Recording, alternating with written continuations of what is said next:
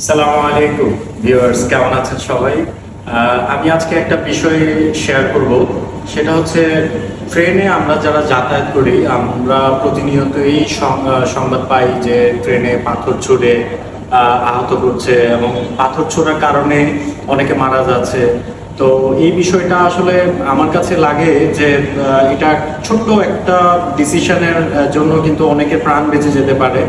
এটা কর্তৃপক্ষের দৃষ্টি আকর্ষণ করছি। সেটা হলো আমরা যদি ট্রেনের সামনে থেকে একদম পেছন পর্যন্ত কয়েকটি ক্যামেরা আমরা সেট করে দিই।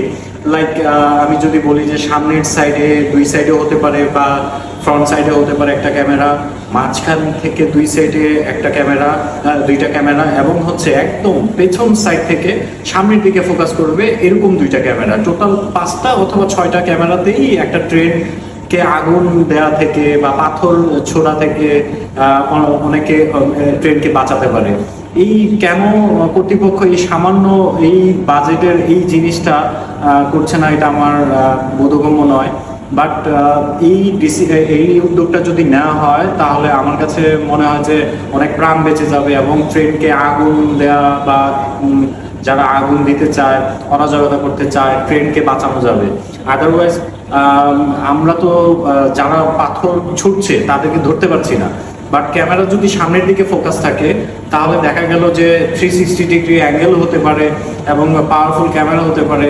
তো পাথর যে নিক্ষেপ করবে তাকে আমরা খুব সহজে তাকে আইডেন্টিফাই করা যাবে।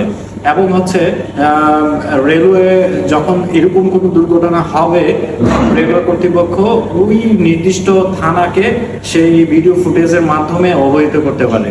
আমার কাছে লাগে কর্তৃপক্ষের এই দৃষ্টি আকর্ষণ করছে এবং আমার এই মেসেজটুকু কর্তৃপক্ষের নিকট পৌঁছানোর জন্য আপনাদের কাছে অনুরোধ রইল। ধন্যবাদ।